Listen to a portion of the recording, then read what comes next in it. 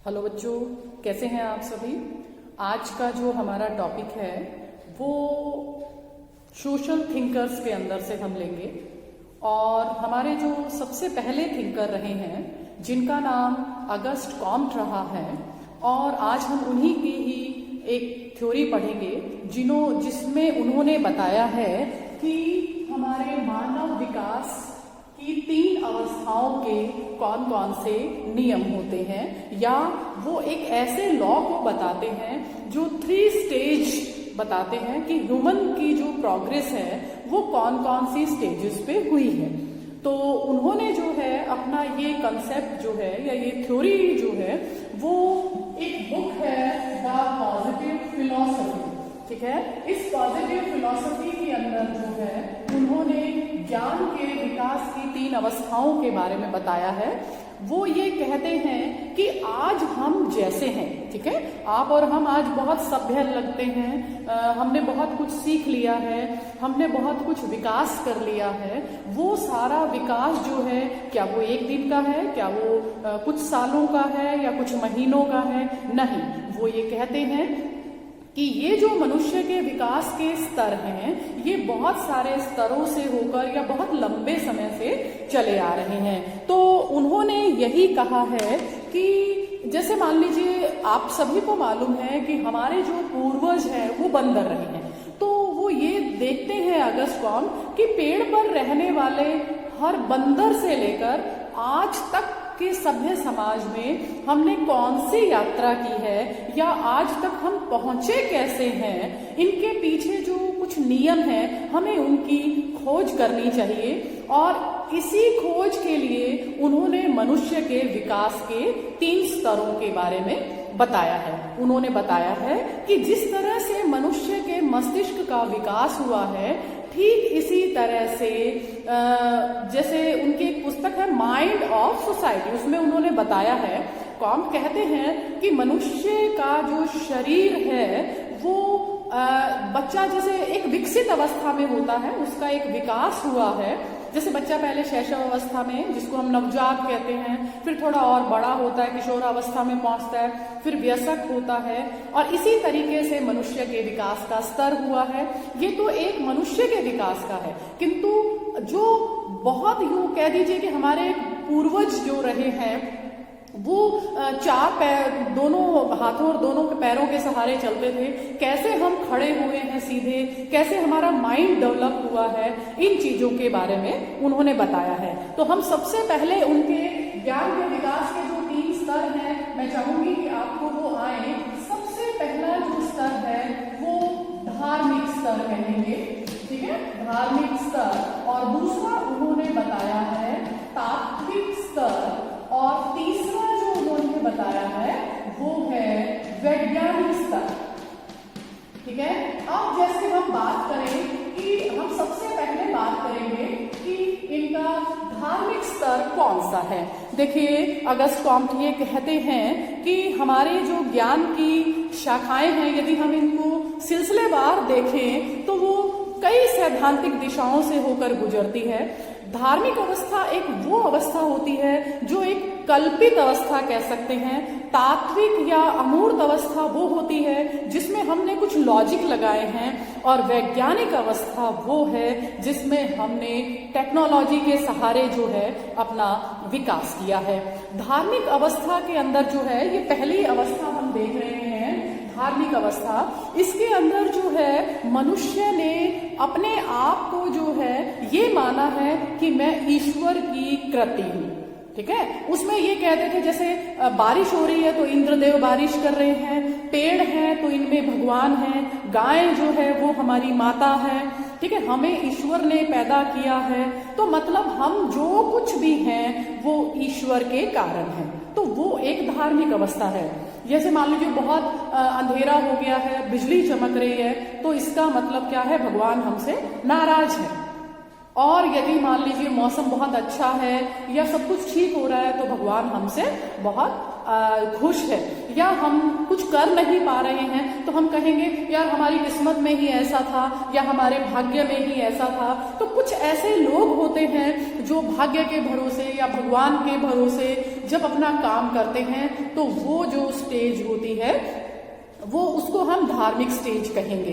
इसके साथ साथ तात्विक स्टेज में क्या है कि मनुष्य, तात्विक मतलब लॉजिकल स्टेज कहेंगे हम इस अवस्था को, लॉजिक, जिसमें व्यक्ति जो है वो लॉजिक लगाता है कि यार ये चीज हुई है, वो कैसे हुई है, किस कारण से हुई है, वो सोचता है और उसके विकसित करने में वो अपने प्रयासों को काम में लेता है, तो उसको हम लॉजिक स्टेज कहेंगे।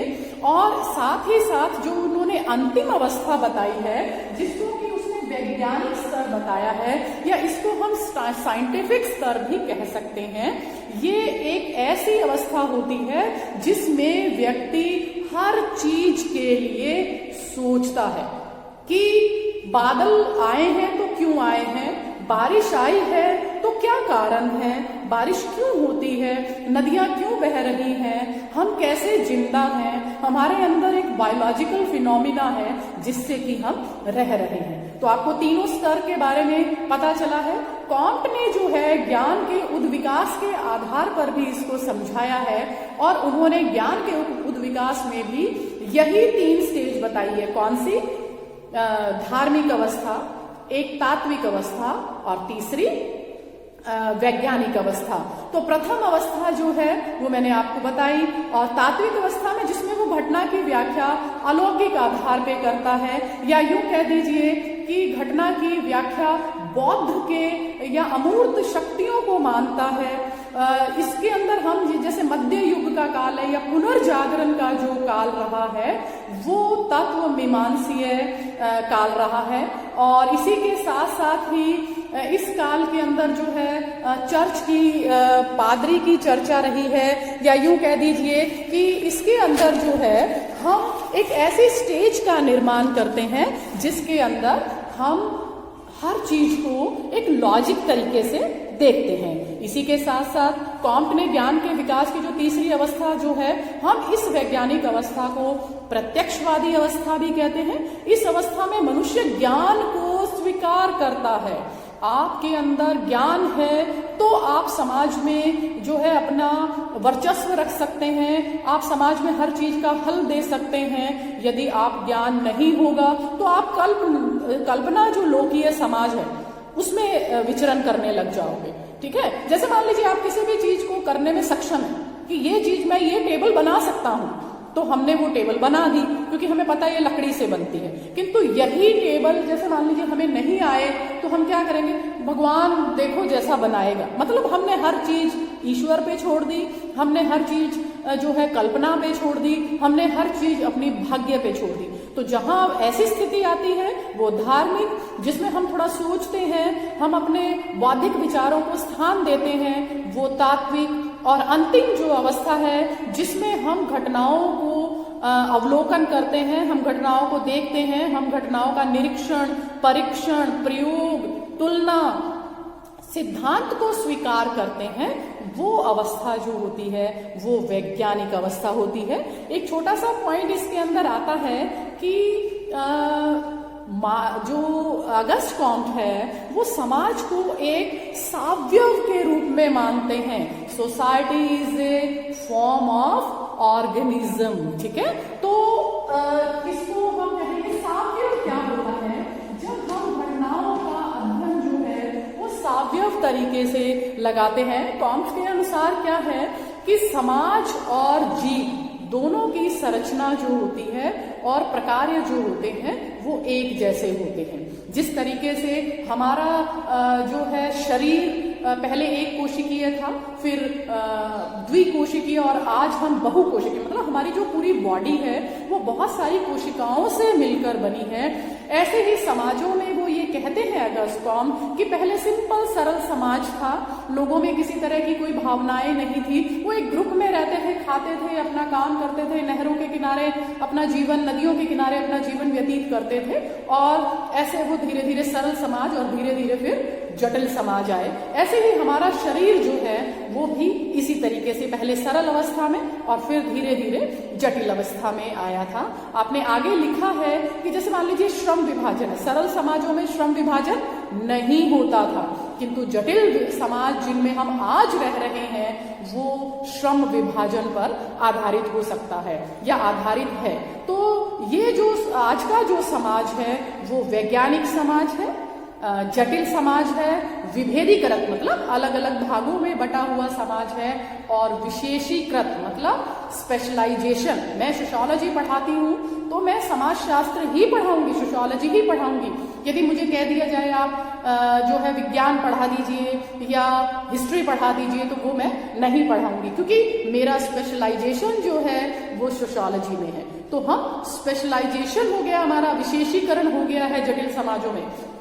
आपके मान लीजिए आंख में दर्द है तो आप किसके पास जाएंगे? आई स्पेशलिस्ट के पास। ऐसा तो नहीं किसी भी डॉक्टर को जाके दिखा देंगे। तो अब जो है हमारे शरीर का भी स्पेशलाइजेशन हो गया है, हमारे कार्यों का भी स्पेशलाइजेशन हो गया है, और हमारे समाज का भी स्पेशलाइजेशन हो गया है। तो ये अगस्ट कॉम्ट के समाजशास्त्र में एक ये टॉपिक था जिसको मैंने आपको बताया है, मानव विकास की 3 अवस्थाएं बताई हैं या 3 stages of human development. Thank you.